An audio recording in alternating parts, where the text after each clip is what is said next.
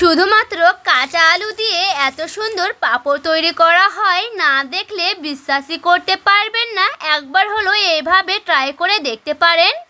নমস্কার বন্ধুরা, অমৃতাদি কুকিং চ্যানেলে সবাইকে স্বাগত জানিয়ে আবারও হাজির হয়েছি। তো যে সকল বন্ধুরা ইউটিউব চ্যানেল থেকে দেখছেন তারা প্লিজ চ্যানেলটাকে সাবস্ক্রাইব করে আমার পাশে থাকবেন, আর যারা ফেসবুক থেকে দেখছেন তারা পেজটাকে ফলো করে রাখবেন। আর স্কিপ না করে পুরো রেসিপিটি দেখা অনুরোধ রইল। লাইক দিয়ে ভিডিওটি দেখবেন আর একটা হাইপ করে দিবেন বন্ধুরা। তো চলুন রেসিপিটি দেখে নেওয়া যাক। এখানে দেখুন বন্ধুরা, নিয়ে নিয়েছি আমি 4টে আলু। তো আলু দিয়ে আজকে দারুণ একটি পাঁপড়ের রেসিপি করে দেখাবো। তো চলুন আলুগুলো খোসা আমি ছাড়িয়ে নিচ্ছি, তারপরে আবারও ফিরে আসছি। আর এখানে দেখুন আলুর খোসাগুলো কিন্তু খুব সুন্দর করে ছাড়িয়ে নিয়েছি। তো আলুর খোসাগুলো কিন্তু সুন্দর করে ছাড়িয়ে নিতে হবে। আর এখানে দেখুন আমি 1 বাটি নিয়েছি জল। পরে জলের ওপরে আমি 1 চামচের মতো দিয়ে দিচ্ছি লবণ। এরপরে দেখুন আমি একটা গ্রেটার নিয়েছি। তো গ্রেটারটা দিয়ে খুব সুন্দর করে আমি গ্রেট করে নেব আলুটাকে। আপনারা চাইলে কিন্তু এটা ছুরি দিয়ে বা বটি দিয়েও করে নিতে পারবেন। তো আমি এইভাবে খুব সুন্দর করে গ্রেটার দিয়ে গ্রেট করে নিচ্ছি। তো এইভাবে জলের ওপরে কিন্তু সুন্দর করে গ্রেট করে নিতে হবে, এতে করে আলুগুলো খুব সুন্দর সাদা হয়ে থাকবে আর পাঁপড়গুলো কিন্তু খুব সুন্দর সাদা ধবধবে হবে। তো দেখুন এইভাবে আমি খুব সুন্দর করে গ্রেট করে নিচ্ছি। তো সবগুলোই আলু আমি কিন্তু এইভাবে গ্রেট করে নেব। আর এখানে দেখুন মানে 4টে আলু কিন্তু আমার খুব সুন্দর করে গ্রেট করা হয়ে গেছে। তো আমি কিন্তু এখানে 4টে আলু নিয়েছি, আপনারা কিন্তু কম বেশি করে নিয়ে নিতে পারেন, বাড়িয়ে কমিয়ে।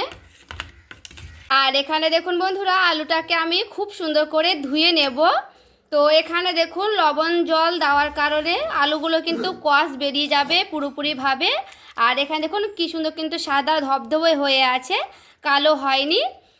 কিন্তু এখানে প্রায় আমি 3 থেকে 4 বার এইভাবে কষলে ধুয়ে নিচ্ছি, তারপরে আবারও দেখাচ্ছি জলটা কতটা পরিষ্কার করে নেব। আর এখানে দেখুন আলুটাকে আমি প্রায় 2-3 বার খুব সুন্দর করে মানে ধুয়ে নিয়েছি। আর দেখুন কতটা সাদা ধবধবে হয়েছে। আর এই পাঁপড়গুলো কিন্তু খুব সুন্দর সাদা ধবধবে হবে। তো দেখুন আবারও আমি 1 বাটি জল নিয়ে চলে এসেছি। দিয়ে দিচ্ছি আবারও 1 চামচের মতো লবণ। এরপরে গ্রেট করা আলুগুলোকে দিয়ে দিচ্ছি।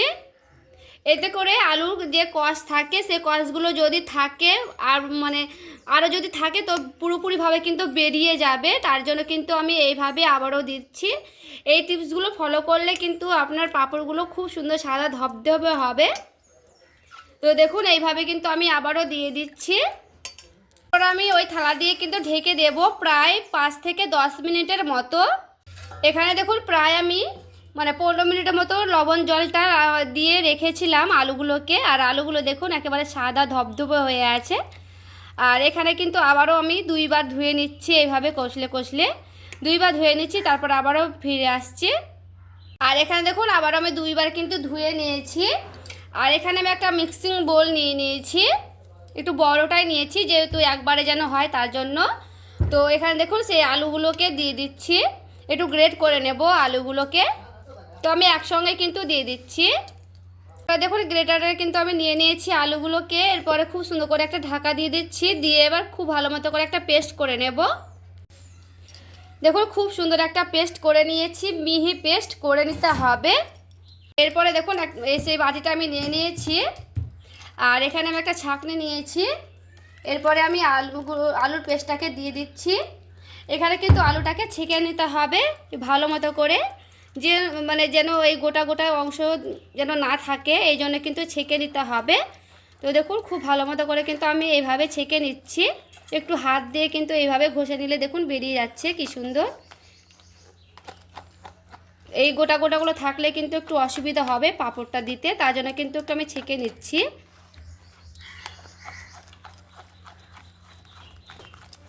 তো দেখুন খুব ভালো মতো করে কিন্তু এইভাবে ছেঁকে নিতে হবে। আর এই যে দেখুন গোটা গোটা দলা দলা হয়ে থাকছে, এইগুলো কিন্তু আমি নেব না পুরোপুরিভাবে। দেখবেন এইভাবে আস্তে আস্তে যে তলে কিন্তু থেকে যাবে, যেমনভাবে বেরোবে যতটুকু ততটুকু কিন্তু আমি এইভাবে বের করে নেব।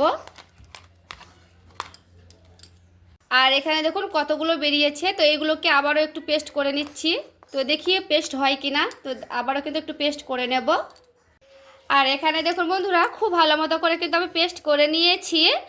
তো এখানে কিন্তু লাগবে, এখানে আপনারা চাইলে গমের আটা কিংবা ময়দা, রুল ময়দা দিতে পারেন।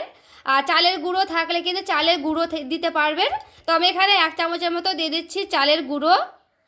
এখানে কিন্তু বেশি দেওয়া যাবে না, 1 চামচের মতোই কিন্তু দিতে হবে। তো চালের গুঁড়োটাকে দিয়ে একটু এইভাবে নাড়াচাড়া করে নিচ্ছি। দিচ্ছি স্বাদ মতো লবণ, লবণটা একটু পরিমাণে দিলাম। এরপরে দেখুন এখানে আমি হ্যান্ডরাইট নিয়েছি, হ্যান্ডরাইটের সাহায্যে কিন্তু এইভাবে একটু খুব ভালো মতো করে ফেটিয়ে নিচ্ছি। যেহেতু এখানে চালের গুঁড়ো দিয়েছি তার জন্য কিন্তু এইভাবে একটু নাড়াচাড়া করে নিলাম খুব ভালো মতো করে।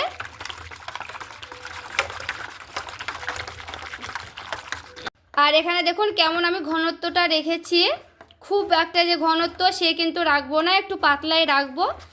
দেখুন এইভাবে কিন্তু এই ঘনত্বটা থাকলেই কিন্তু হয়ে যাবে।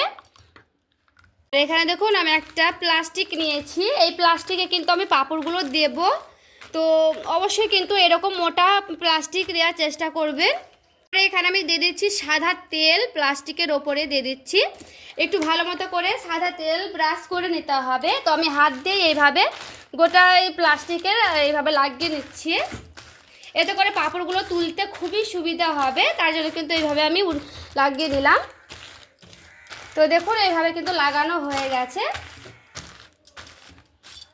এরপরে দেখুন এখানে আমি একটা কড়াই বসিয়ে নিয়েছি। আর এবার আমি সেই আলুর যেটা আমি করে রেখেছিলাম সেটা আমি দিয়ে দিচ্ছি। এরপর আমি গ্যাসের আঁচটাকে বাড়িয়ে দিয়েছি। এবারে আলুর পেস্টটাকে একটু ভালো মতো করে এভাবে নাড়াচাড়া করে নিচ্ছি। আলুর পেস্টটাকে খুব সুন্দর করে নাড়াচাড়া করে নিতে হবে। এখানে কিন্তু থামানো যাবে না, যেহেতু এখানে আলুর পেস্ট আছে তো ঘন হয়ে যেতে পারে। তো একটু ভালো মতো করে এইভাবে নাড়াচাড়া করে নিতে হবে অনবরত। এখানে কিন্তু আমি গ্যাসের আঁচটাকে বাড়িয়ে রেখেছি। এটা কিন্তু আমি গ্যাসের আঁচটাকে কিন্তু কমানো যাবে না, এটা কিন্তু গ্যাসের আঁচটাকে বাড়িয়ে নিতে হবে। তো হাই ফ্লেমে কিন্তু আমি খুব ভালো মতো করে এটাকে নাড়াচাড়া করে নিচ্ছি। আর এখানে কিন্তু আমি অনবরত 5 মিনিটের মতো নাড়াচাড়া করে নিয়েছি। আর দেখুন কতটা ঘনত্ব হয়েছে, এটা কিন্তু একটু ঘনত্ব করে নিতে হবে।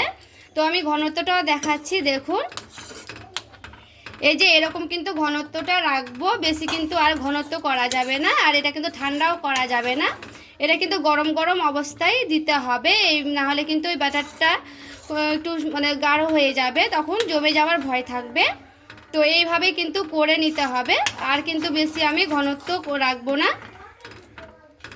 তো এই ব্যাটারটা আমার পুরোপুরিভাবে রেডি হয়েছে কিনা তার জন্য কিন্তু একটু চেক করব। তো দেখুন এখানে একটা আমি টিফিনের মুখি নিয়েছি, তো দেখছি হয়েছে কিনা। তো চলুন, আর এই যে নিয়ে নিয়েছি। তো এইভাবে একটু করে এইভাবে আমি আলতো হাতে এইভাবে একটু ঝাঁকিয়ে নিলাম। তো ব্যাটারটা কিন্তু পুরোপুরিভাবে রেডি হয়ে গেছে, দেখে বুঝতেই পারছেন। আর কিন্তু আমি বেশি ঘনত্ব আর করব না, এরকম কিন্তু ব্যাটারটা রাখবো।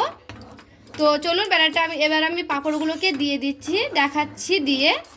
আর এখানে দেখুন বন্ধুরা আমি ছাদে নিয়ে চলে এসেছি। আর দেখুন এবার আমি এখানে প্লাস্টিকটা ছাদে পেতে নিয়েছিলাম, এরপরে আমি পাঁপড়ের আকারে দিয়ে দিচ্ছি। তো আপনারা কিন্তু বড় বা ছোট করে নিতে পারবেন, যে যেমন সাইজে করবেন সে তেমন কিন্তু সাইজ করে নিতে পারেন। তো আমি কিন্তু এইভাবে দিয়ে দিচ্ছি, এক ডাব্বু করে দেব। আর পেছনটা দিয়ে খুব সুন্দর করে একটু এইভাবে গোল ঘুরিয়ে ঘুরিয়ে নিচ্ছি। তো বন্ধুরা এইভাবে কিন্তু আমি সবগুলোই করে নিচ্ছি, তারপরে কিন্তু আবারও ফিরে আসছি।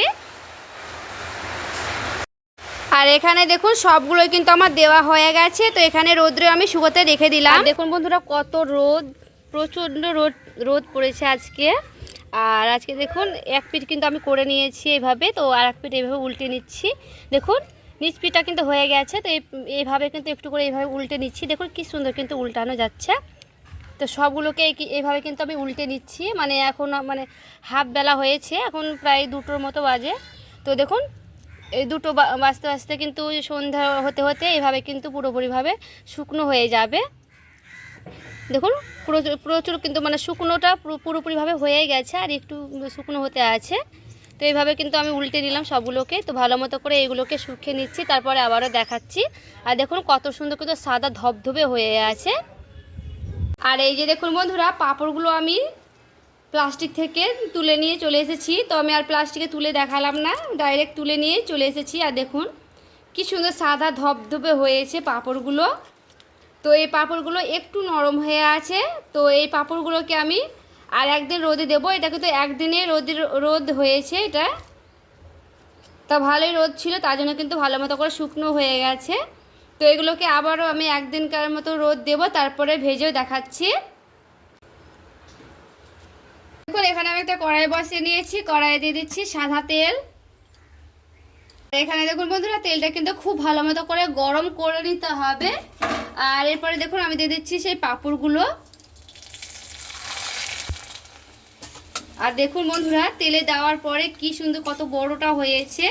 তো এটাকে আমি নামিয়ে নিচ্ছি। তো দেখুন এইভাবে কিন্তু আমি একে একে সবগুলোকেই ভেজে নেব।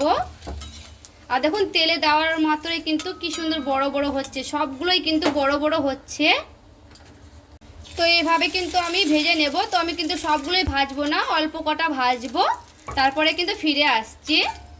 এরপরে দেখুন বন্ধুরা, পাঁপড়গুলো আমি ভেজে নিয়ে চলে এসেছি। তো আমি কিন্তু সবগুলোই পাঁপড় ভাজিনি, অল্প কটা ভেজেছি, কারণ সিম্পল দেখাবো তার জন্য, কিন্তু আপনাদেরকে দেখার জন্য কিন্তু আমি এই কটা ভাজি না। তো আর দেখুন কি সুন্দর কিন্তু হয়েছে এইগুলো, আলুর পাঁপড় দারুণ হয়েছে। আমি একটা ভেঙেও দেখাচ্ছি। দেখুন দেখুন বন্ধুরা, একেবারে কিন্তু গুঁড়ো হয়ে গেল। আজকের পাঁপড়ের এই রেসিপি কেমন লেগেছে অবশ্যই আমায় কমেন্ট করে জানাতে ভুলবেন না। ভালো লেগে থাকলে প্লিজ একটি লাইক করবেন, চ্যানেলটাকে সাবস্ক্রাইব করে আমার পাশেই থাকবেন। দেখা হচ্ছে আরও একটি রেসিপির সঙ্গে। সবাই ভালো থাকবেন, সুস্থ থাকবেন।